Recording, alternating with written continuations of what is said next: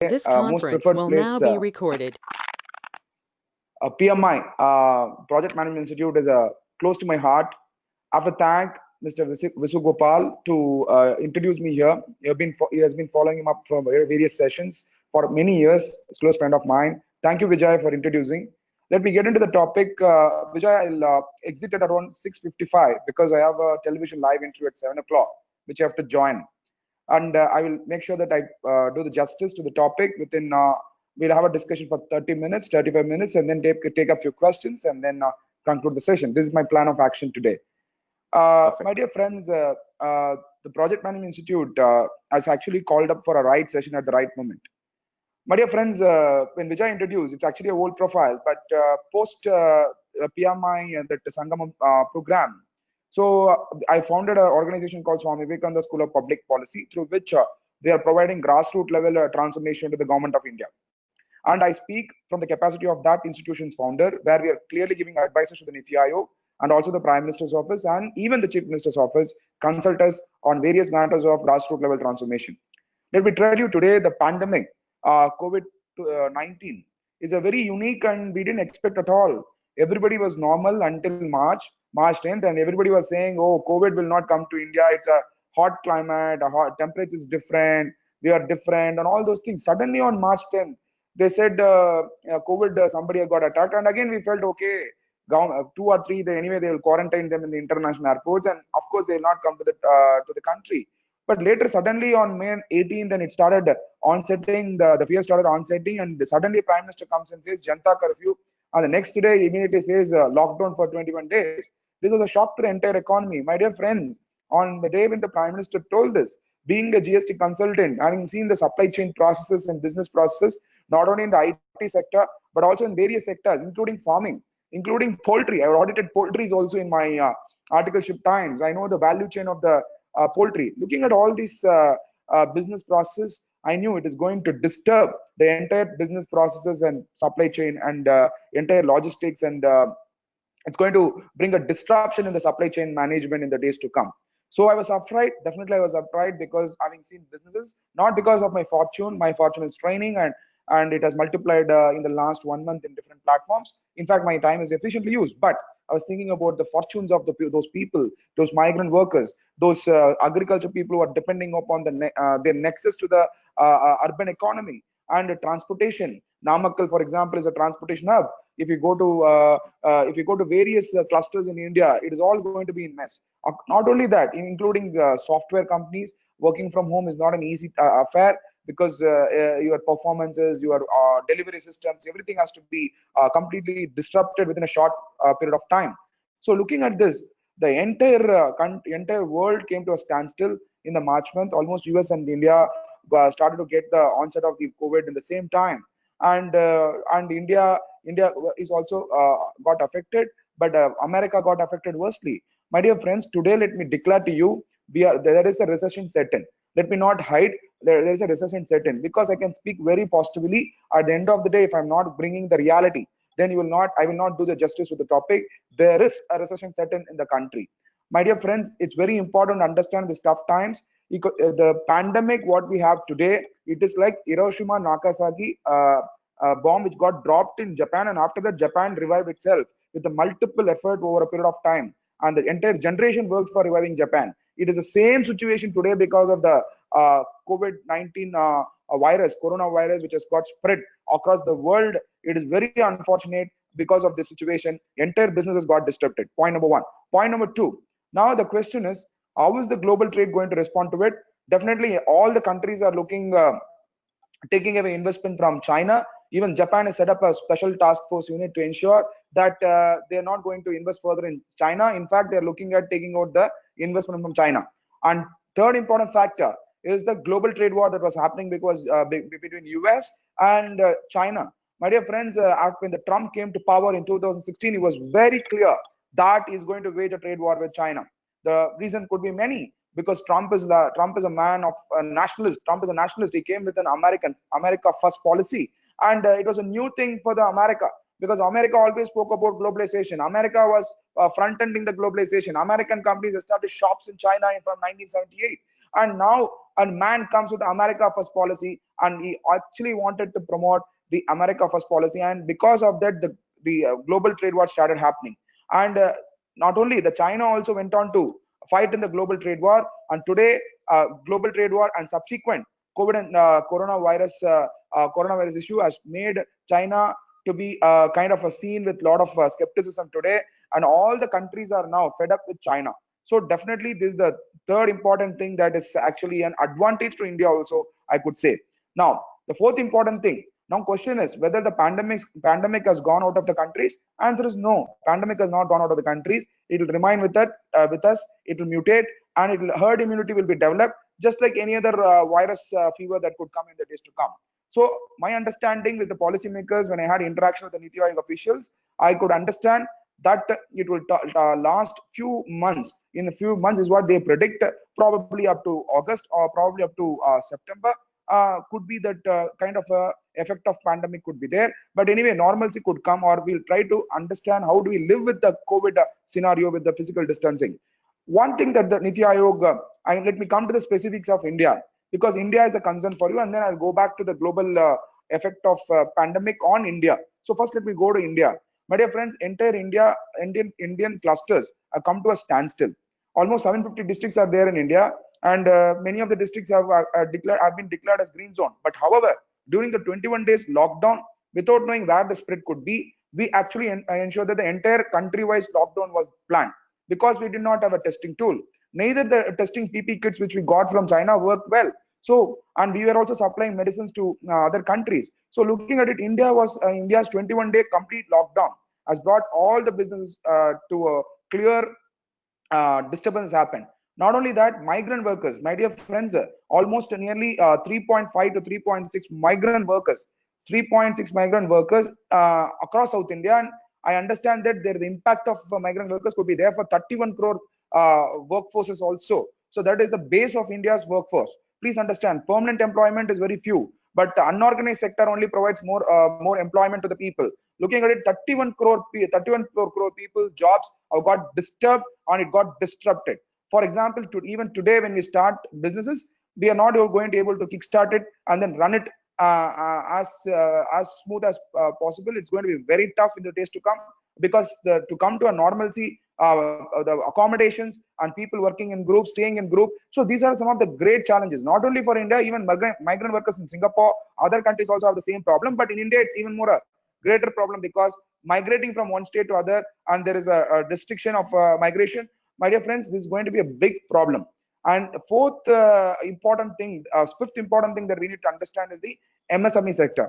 When I came to Sangamam program, I clearly indicated that MSME sector, micro, small and medium enterprises, account for 93.5% of employment opportunity. The large corporate, the big boys, employ only about 7%.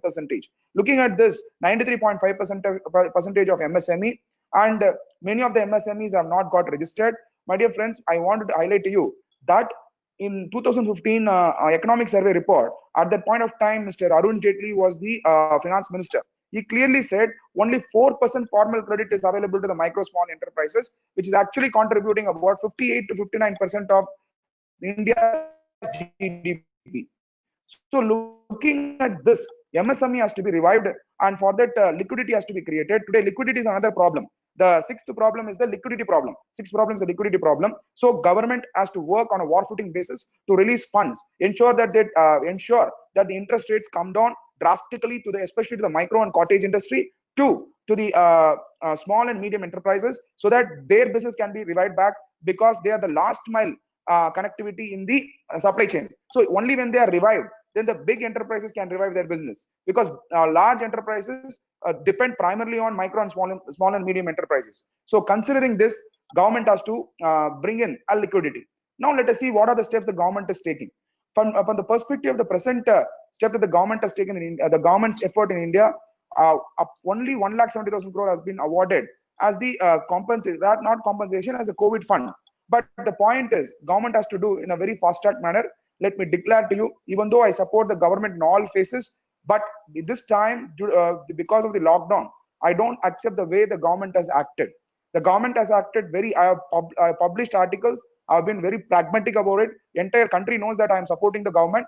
But in this matter, I became very pragmatic because I want to be clear in my stand that the government has delayed very drastically. That there are two reasons why the government has delayed. Let me point out what the government was trying and what it did not work out. In fact, Reserve Bank Governor clearly went on to reduce the repo rate and reverse repo rate, and also they have increased the liquidity in the country. 4,30,000 crore, 4,30,000 crore liquidity was provided, but this 4,30,000 crore should have got transformed itself into a loan strategy to the MSME sector.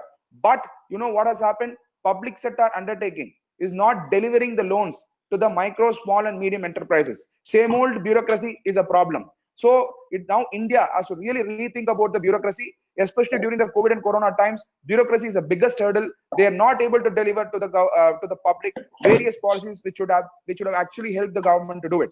And second important thing, the even the employment opportunity. When I participated in this Niti Aayog meeting, I was I was I was I was bit moved by numbers which Niti Aayog showed.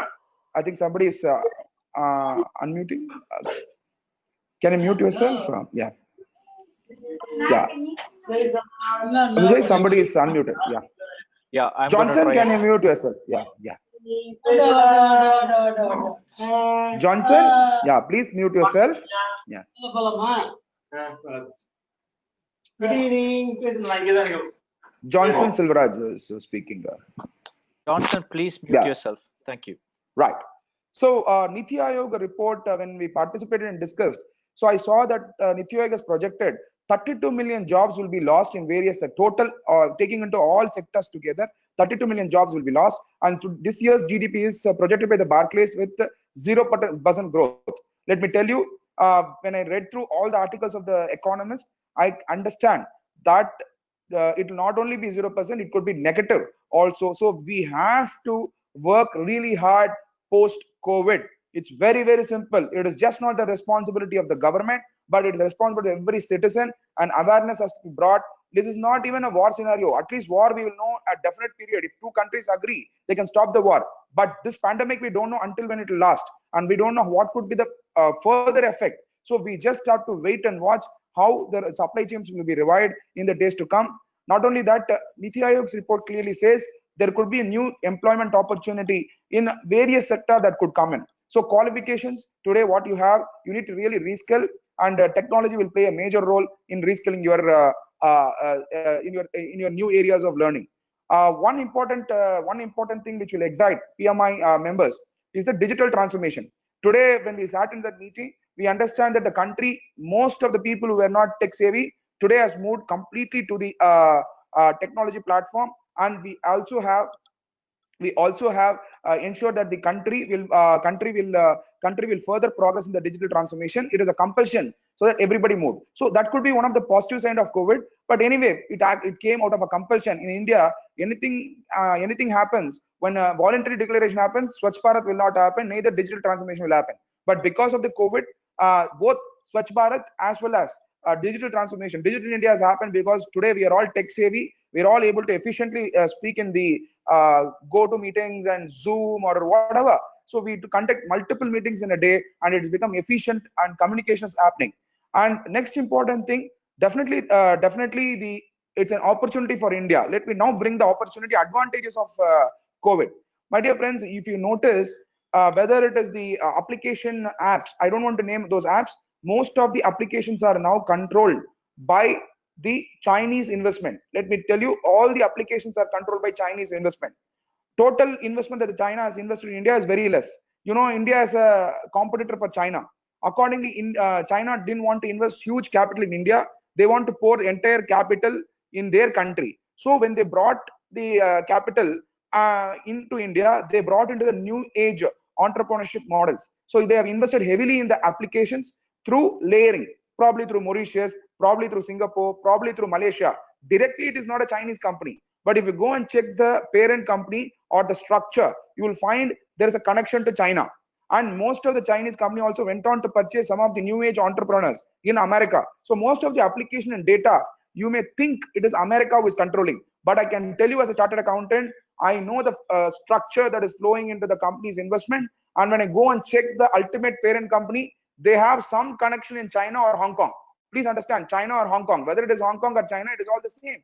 So, my dear friends, it's very important to understand there is a control exercised by the Chinese investment in the country. So, Honorable Prime Minister Narendra Modi recently brought an amendment to the FDI regulation to ensure that the China doesn't acquire many businesses in this recession time. Please understand, it is the China which actually gave the virus to the entire world. Now, using this opportunity, they should not buy in many startups in the country by investing through layering model. So they may not buy directly from Beijing to Chennai, any of the startups. What they will do is they will go to Mauritius, invest in investment bank, invest in a private equity, and through the private equity investment will come. Ultimately the investment is controlled by China. My dear friends, it is a point to be noted by all technology experts. It is a point to be noted by all technology experts. It's very important. China will take control in the days to come if the government is not acting fast. Whether the step taken by the Prime Minister to ensure the FDI is actually approved through FDI model through approval route is sufficient? No, it is not sufficient. We have to clearly see the sources of the investment. What we see, what the Prime Minister has restricted is only the direct investment from China. What should be restricted is the ultimate source of investment. If it has a China connection, that should also be restricted, because China will use this opportunity to invest in all new age entrepreneurship and upcoming companies, because they will take control. Can you imagine, out of the total FDI that the China has invested, $6.5 billion in India, 1.5%, meager 1.5%, they have invested in the application companies, in the application segment, apps, and the amount of data they generate is more than the return on investment is more than that, because they generate data which is more costly and it is more precious to China for taking control on India. So data is going to rule the world in the days to come. Data is the new oil. You're all technology experts. So my dear friends, this danger has set in, but the government is countering it. It is very difficult in the globalist environment. You cannot stop a Mauritius company investing, but it will have a parent company in the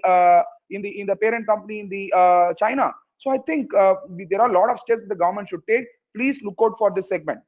And one more good news which I also wanted to convey: comparative analysis. Certain times when we become worst, we should compare with the worst. So that is the situation now. Every country got affected, but let me tell you, compared to Western countries, Asian countries have not got affected. Actually, the amount of effect the COVID and Corona had on America is lesser than the amount of effect it is having on India. Please understand, it is having on India. So there are various reasons. They say the strains of Corona were different. What went to our US? So they keep saying different versions of stories, I could say. According to me, it's all stories. But all that I can understand is the economic effect of Corona is much higher in America. But whereas in case of Asia, the effect is very not that impactful. So if you see in all the developing ECA, LAC, MENA, and Africa, except Asia, all these places, they have some effect or the other, very severe effect.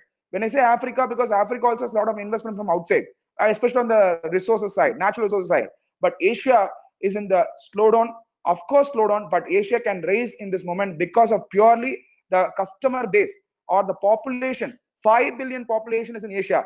My dear friends, 5 billion population is in Asia. In the total 7 billion population, 5 billion population. Out of 5 billion, you have 1.3 billion population in India, and another 50% of the population seem equal to that India's population, almost 1.45 billion population in China. Rest of it is in other parts of Asia. Asia is the next 21st century. Asianization is 21st century's agenda. Accordingly, even though the recession may set in, it is the responsibility of all the countries to take care of Asia, because the consumer, the customer for every product is in Asia, and accordingly, Asia is also safe, is what I could say. If the Western countries has to survive, they have to really work on reviving the Asia. If Asia doesn't develop, especially India, because any technology that comes, you are all technology professionals, most of them are technology professionals, PMI. The youths are the target for the technology. If the youth, when you're targeting on any technological product, that technology is more successful in India. Accordingly, India has to be taken care, and it is a responsibility of the countries around the world to take care. So one good thing is that Indian government will also take care, other countries also will take care, because we are we are a market. We are a market. So market has to be taken care. All the countries will ensure a great support to us in the post-COVID scenario. India also supported all the countries. If you look at 13 countries, we supplied pharma items. And when China supplied PPE kits, it did not work. And when it supplied to India, it did not work. How do we look at it? They spread the virus. When one of my students from Harvard was interacting with me, I interact with the Harvard students every Sunday. And when I was interacting with him, he's asking, China spread it. I should actually call Chinese virus. What Donald Trump is saying is right. And China is supplying the PPE kit. They're making profit out of it. And the PPE kit is not working. Now, how can I see this plan? Is it a game plan of China? Is it? And also the COVID has a synthetic layering on it. Whether it is an artificial virus, which has come from the virology department of Wuhan, his question is that. So seems to be logical, but the way they act also seems to be correlating to these facts. My dear friends, it's very, very important to understand China. All the technology experts, apart from your technology knowledge, please understand Chinese economy, Chinese aggression of trade. String of pearls is one strategy which they are using. In Sri Lanka, especially many people in Tamil Nadu should know this. In Sri Lanka, we have Hambantota, which they have acquired, the port they have acquired. Please understand, whichever country takes control of Indian Ocean, that country will prosper in the trade. It is an historical fact, ancient fact. So to take the control of Indian Ocean, to take and dominate the Indian Ocean, to ensure they compete with India, they have taken the control of Hambantota port in Sri Lanka. There is a geopolitics, there is a diplomacy aspects also. Even some of the warships are now parked in that Hambantota port. You can go and verify.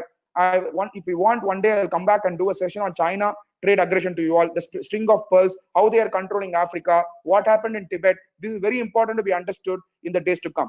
More than understanding India, now you should understand China, because your employment opportunity, your future is going to depend upon Chinese trade aggression. So understanding with that perspective is very, very important. Definitely India is going to gain in the days to come, because of most countries have aversion, and 1,000 companies are now speaking to the Indian government. Apart from it, Tamil Nadu government has set up a economic task force under the leadership of the present chief minister, who is closely interacting with many countries. In fact, yesterday last 3 days before, I had a discussion with Natarajan Subramania from Japan, who is the Infoview Technologies MD. And when I was interacting with him, he said the Tamil Nadu government is in talks with many Japanese companies, because he is the vice president of the Indian Chamber of Commerce and Industry in Japan. And he was mentioning that many of the companies are in talks with the Indian Chamber of Commerce and Industry in Japan. So to bring investment to in Tamil Nadu, because JICA has a presence here. So accordingly, Tamil Nadu is the destination, and India, of course, is the destination.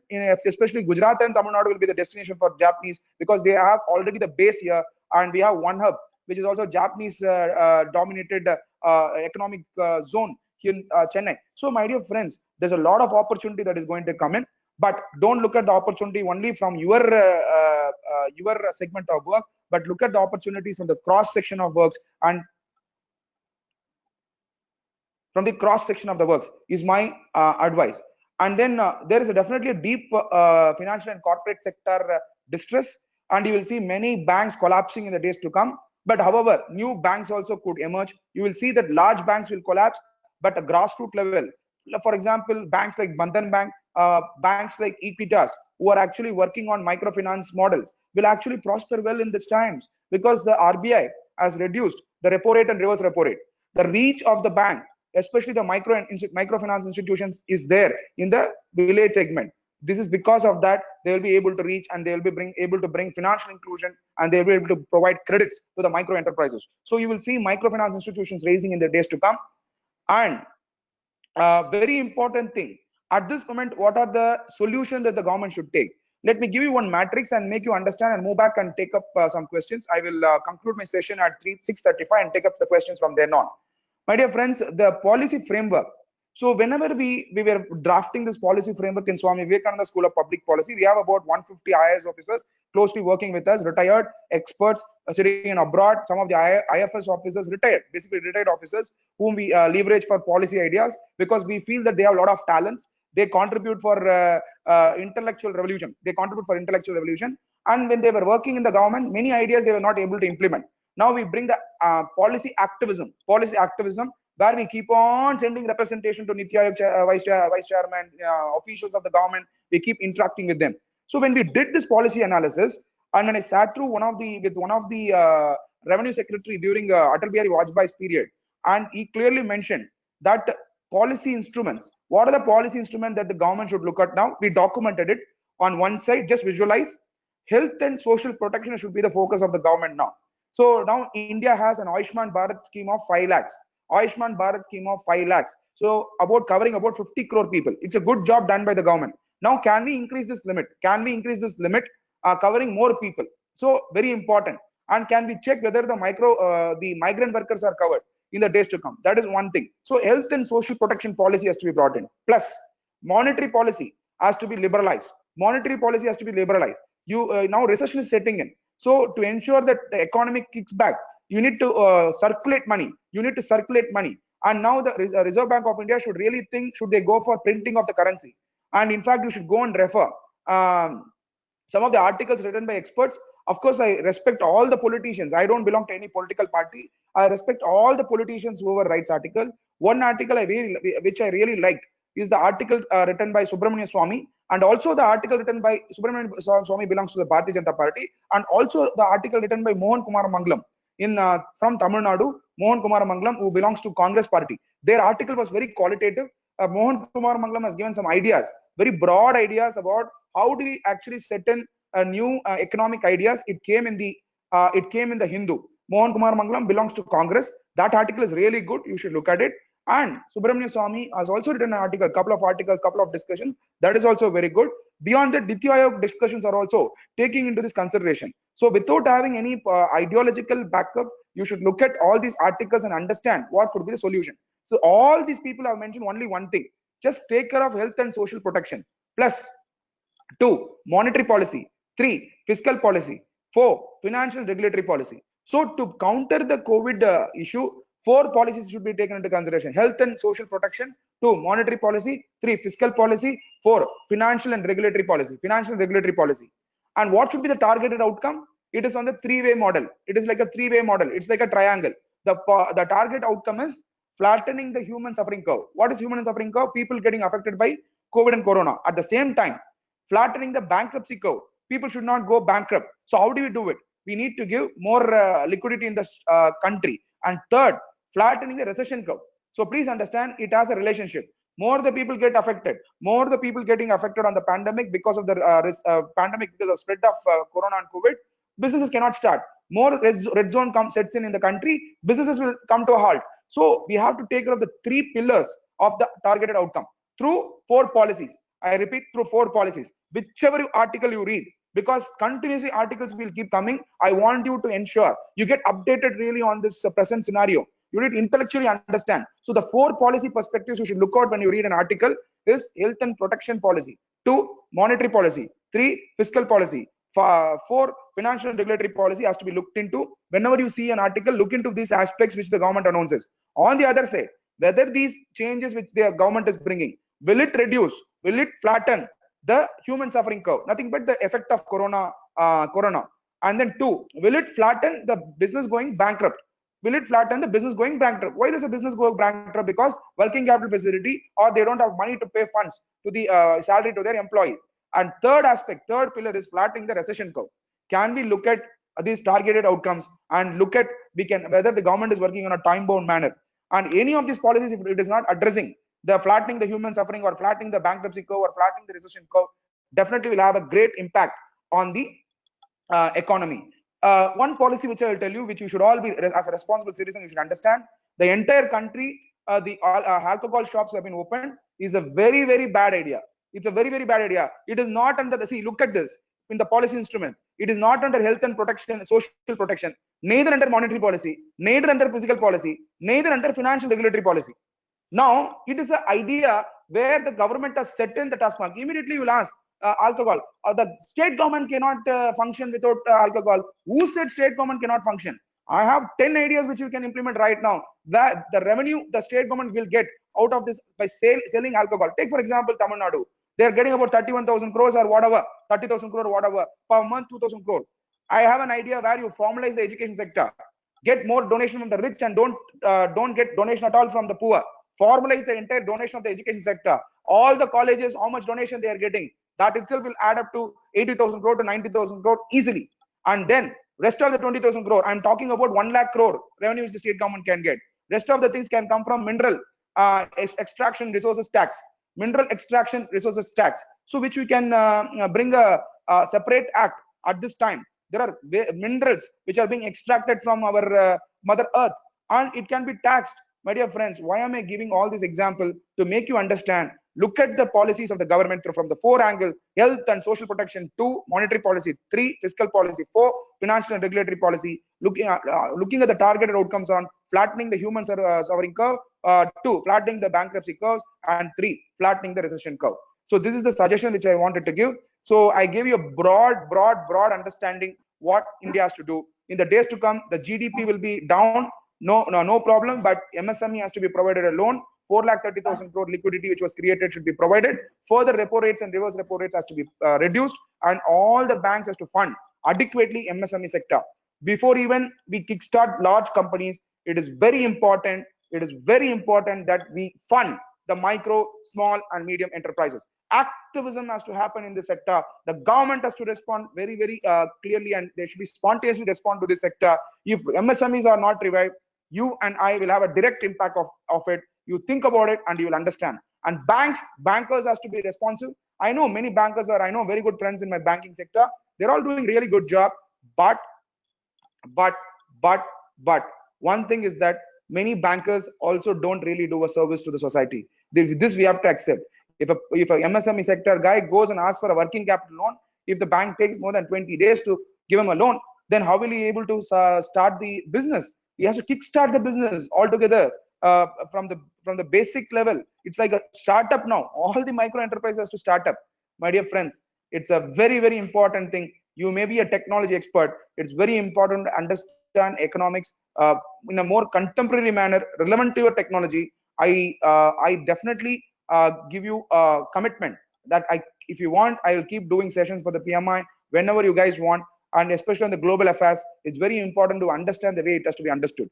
Because many of the technology people tell me that when they look at articles written by the economists, they are not able to understand. I admit to you, even I am not able to understand the economists what they write. Today they write one thing, another 1 month later they will write some other thing. And people like us who track the government policies are not able to understand. In a pandemic scenario, when an economist will write whatever he wants, economist will say, please provide 10,000 rupees to all the whom. Economist will say, please provide 10,000, 20,000 rupees to all the families. He will keep saying, and how can the government do it? And if he goes and sits in the government, he's not able to deliver. Same person has been for 5 years. I can show you multiple people like that, my dear friends. And now you will say that they are all Nobel laureates and all those things. They have got economics. If their policies would have worked, India should have been already developed. Please understand.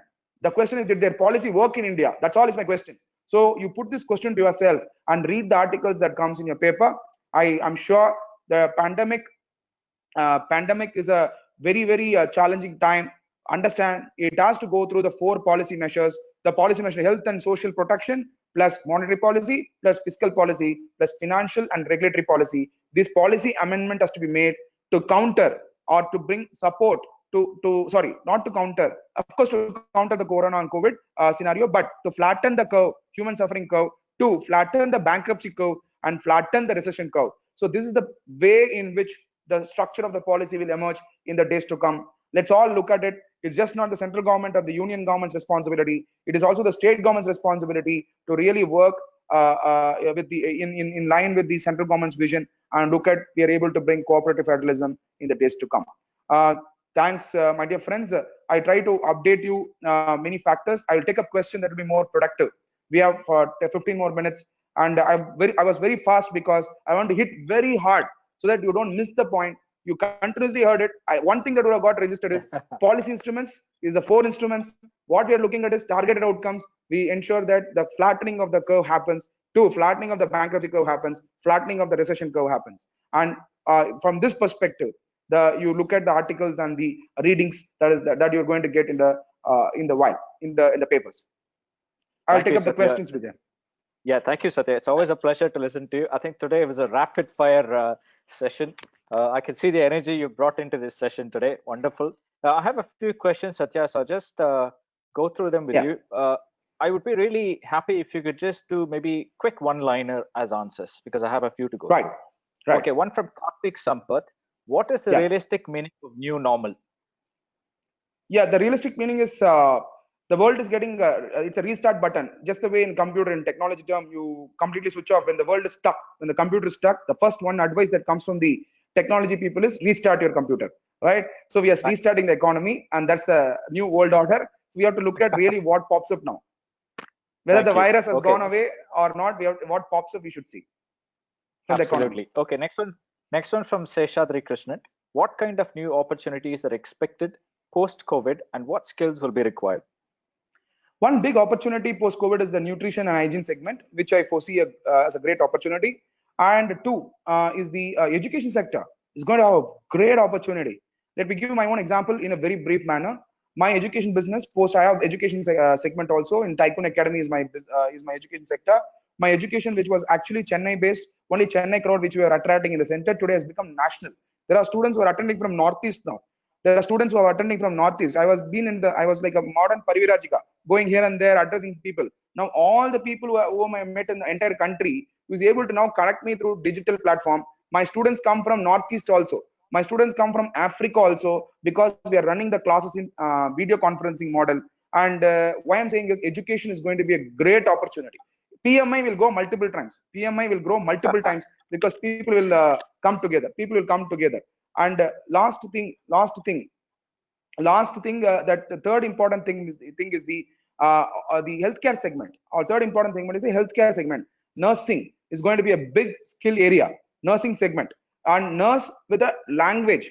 For example, nurse who knows Japanese, nurse who knows German, nurse who knows Spanish, nurse who will know French is going to be a great skilling area. And technological adoption. Please understand, biomedical devices training is very, very important. Clinical assistance will have a greater role to play. So my dear friends, nursing is a very important segment which is having a great opportunity days to come. And technology, please understand, you are all technology experts. Digital transformation has become a new normal. So in fact, Karthik Sampath was very clear in his question. What is a new world order? The new world order is digital transformation. So definitely you guys are going to have fun in the days to come. Virtual reality, augmented reality, blockchain, fintech, payment systems, everything, even the rural people will start adopting it. And definitely it's going to be a great opportunity for technology guys. Only thing, instead of working in a mundane coding, I don't know about your, how do you guys work? Mundane coding and I don't know, Java, .NET, I don't know what it is. But instead of that, you should look at a new areas and new innovative models. Idea is the 21st century currency. Idea is the 21st century currency. Can we generate new ideas on an everyday basis? PMI should look at ideation segments in the days to come, where people sit together and develop ideation. And why can't voluntarily people can join together and develop some new innovative model in the open source platforms is my recommendation. Thanks, Satya. Okay, so just rattle a few more through. This is from Muthuswamy Bhakyanathan. Is India ready to take up opportunities from China? The red tapeism prevails, and Make in India is not that effective at the ground level, despite the efforts from government. You are right. You are absolutely right. I appreciate this question. You have understood India better. The biggest hurdle of the post-independence era is the bureaucracy. We should banish bureaucracy. We should banish bureaucracy. If the bureaucrats who have been inspired in the country, I don't want to spare them. Okay, I can even get the I can have repercussions of saying this, but it's okay. I'm factual and I can prove in various instances. Bureaucracy is the biggest hurdle for India's development. They call themselves as steel frames, and of course there are honest bureaucrats, efficient bureaucrats, but bureaucracy is the biggest hurdle. They don't allow the government to function. They don't allow the government to function. I'm not saying this. Honorable Prime Minister Narendra Modi, when he came to the power in 2019, he convened meeting with the top IAS officers. When Honorable Prime Minister said, I have to do this, I have to do that, but they said, no, it cannot be done so fast. So the entire work for them is the idea of red tapeism. So I think bureaucracy has to be banished in the days to come, just the way the Lee Kuan Yew regime should onset in India, where they really come out with the policy bodies, where we get the spirited ways of doing the policy, which I think is a distant dream. But considering this pandemic, I hope the government will really respond. Make in India is definitely a good policy on the paper. Of course, it's also attracting, I don't deny, but it's the right time now. All the regulation has to be knocked.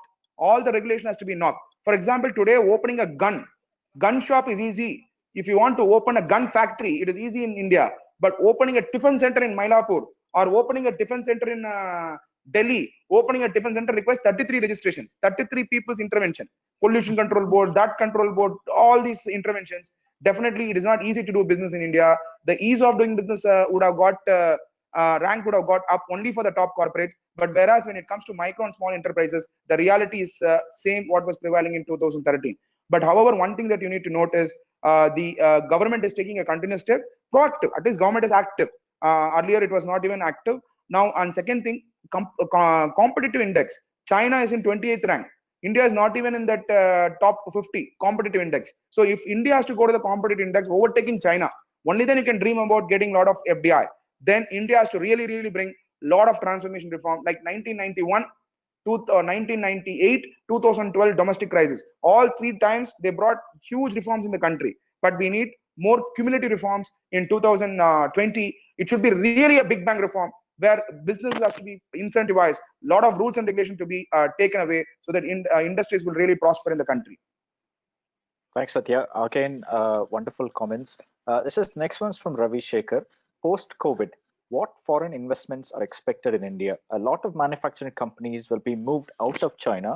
What percentage of such industries will be moved to India? So China is the leader in the electronic manufacturing because it has partnered with Taiwan and Japan. Don't think Taiwan is happy with China. So if you understand the geopolitics, Tsai Ing-wen of Taiwan president is not happy with never she has accepted on one China policy. They just remain in PRC, the People's Republic of China. You have to understand the geopolitics. Neither Hong Kong is happy with being China. So looking at it, China will be secluded in the days to come. To ensure this opportunity is captured, the government of India should really work on the electronic manufacturing policy.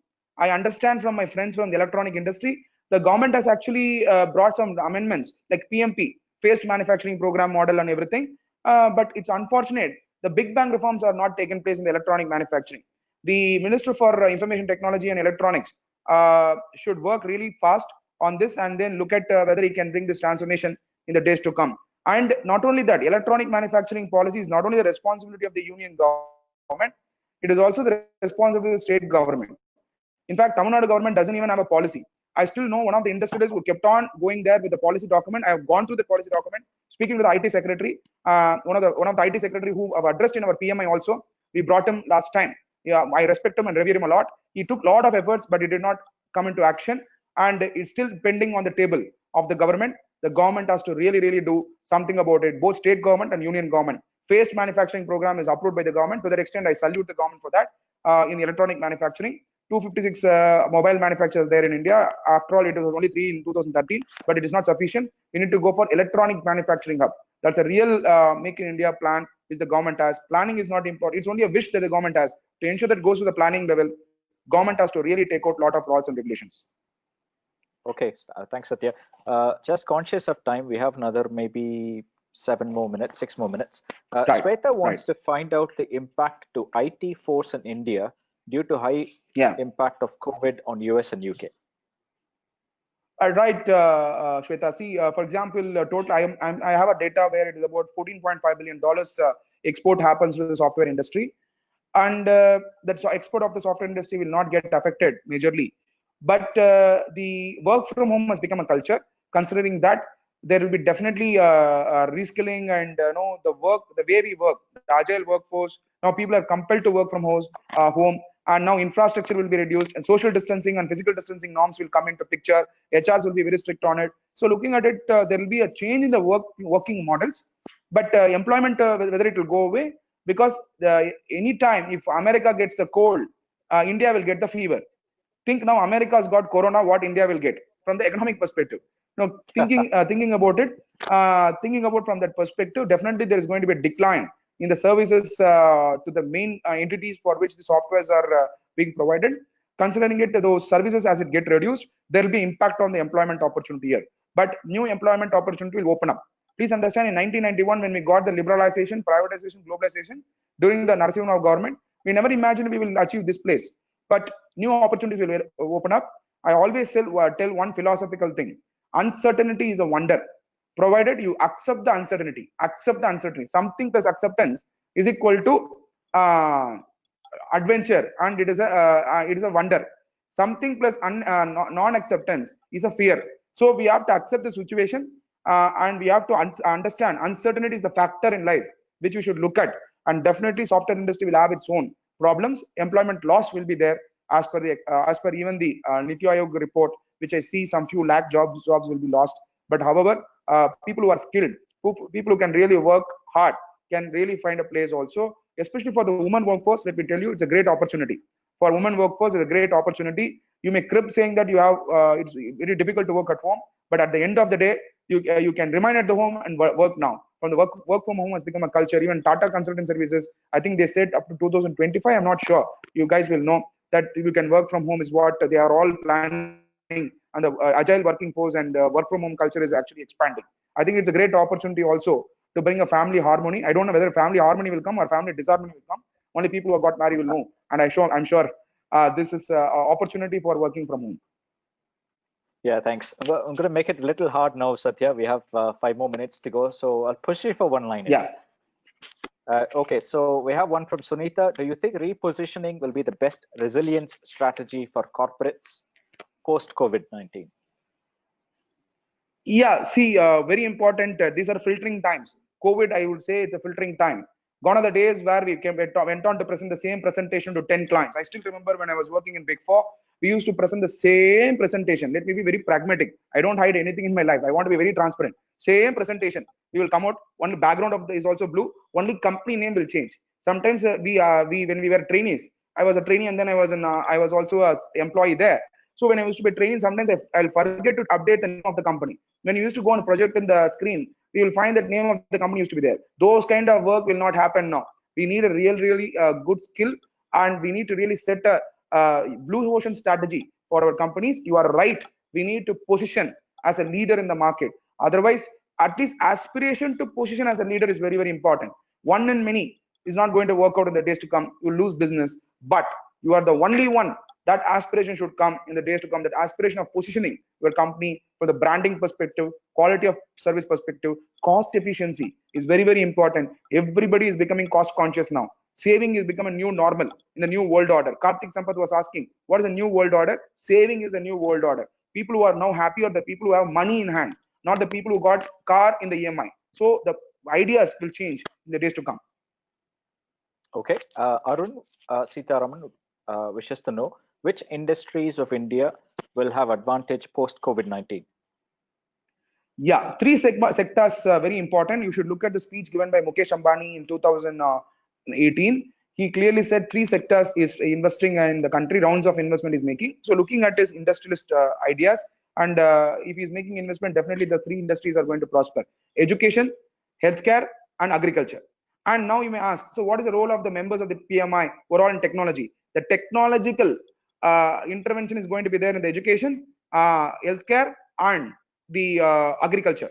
So this technological intervention will give you again an opportunity for the technology professionals. So user development pyramid. So we call it user development pyramid in the book of APJ Abdul Kalam in the Vision 2020 and beyond. In that book he mentions us, and also in the target 3 billion. There's something called user development pyramid.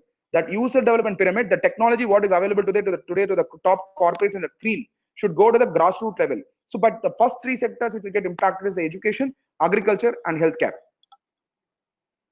Okay, a question from Sundaram Muthukumaraswamy. Do we expect talents living abroad to come back? Could be, based on which country we are working. But I don't see in America now there will be a position to come back.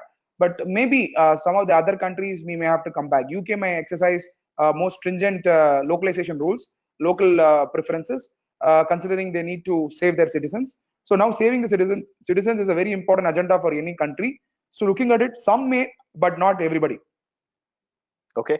Hi Satya. China is being known to be kind of pseudo-friendly country to India.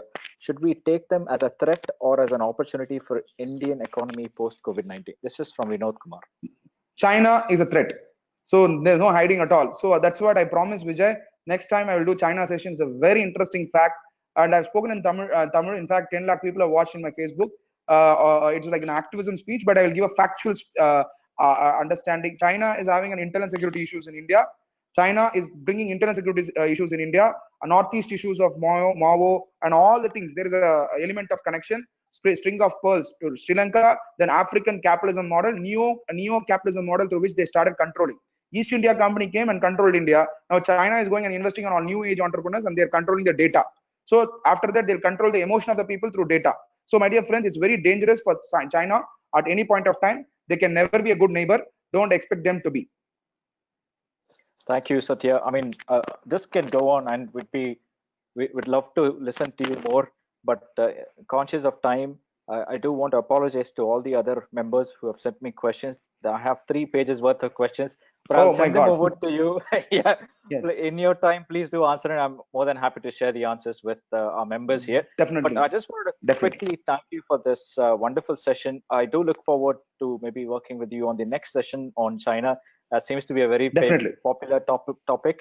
Whilst I bring up the Momento online just to share with you, I would like to just let Arun Sitaraman, a former board member, to thank you on PMI Chennai chapter's behalf. Thank you. Arun, over to you. Hi, Satya. Hi, Arun. How are you doing? Yeah, I'm fine. Thanks for providing the great insight. Nice to have yet another wonderful session from you to the members of PMI. It's really a very interesting one. Yeah, thank you. Thanks, Satya. Thanks a lot for your appreciation. I look forward to interact on China, and we'll have a very good time. Yeah. Absolutely. Already penciled it down, so look forward to it maybe towards the end of this year. Thank you, Satya. Thanks. Momento looks nice. It's a great idea because I do conduct sessions. I didn't know this idea works. Thanks, Vijay. Always PMI sets it's a unique and this Momento is very easy. You'll edit for the other speaker also. Oh, Satya, don't let those tricks out. But can I please request you to share this on to your social media channels? Thank you. Just a selfish interest. But thank you so much. Thank you, Visu. Thank you, Visu. Thank you, Visu. Thank you, Visu. Thank you, Vijay. Thank you, Arun. Thank you, Karthik Sampath. I look forward. I can remember and visualize all your faces. All right. Thanks a lot.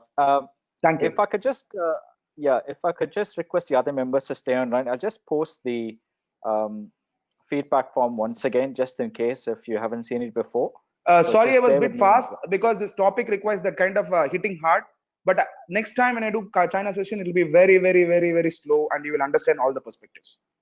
Satya, you punched it hard. I think we're going to take our time to recover from this, but it's all hard hitting though. It's facts, and that's what we need, and that's why you're popular. Right. Thank you. Thank you, Visu. Thank you. Thank you, Vijay. Thank you, Karthik. Bye. Okay, right. Just bear with me. If I could just find the link one more time. Oh, here we go.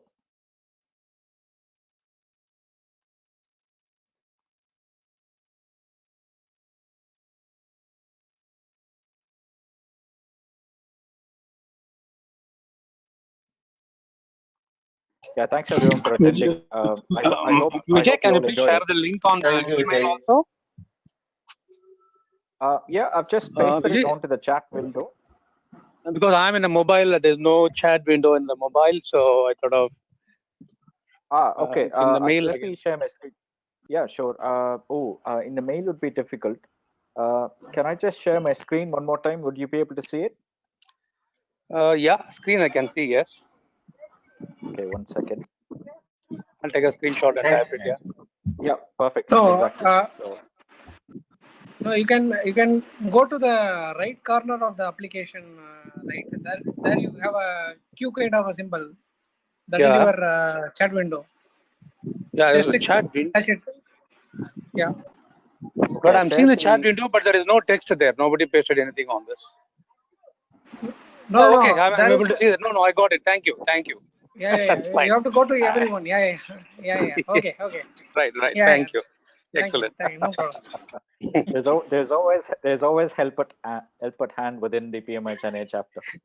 Yeah, it only requires a mouth to ask. Okay. Thank you. Fantastic. That's why we are a special chapter. Well, thanks everyone. Thank you.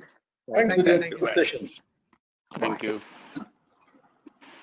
Thank you.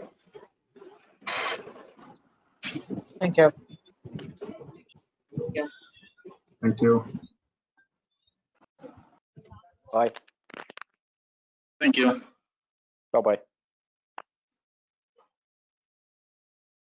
Thank you all. Bye. Thank you. Thank you. Thank you so much for this session. Thank you. Yeah, bye-bye. Bye-bye. Thank you all. Bye bye. It was a nice session. Thank you. Thank you. Thank you, Thanks. Vijay. Bye. Thanks for attending, guys. Bye-bye. Thank you, Vijay, for the session. Oh, thank you. Welcome.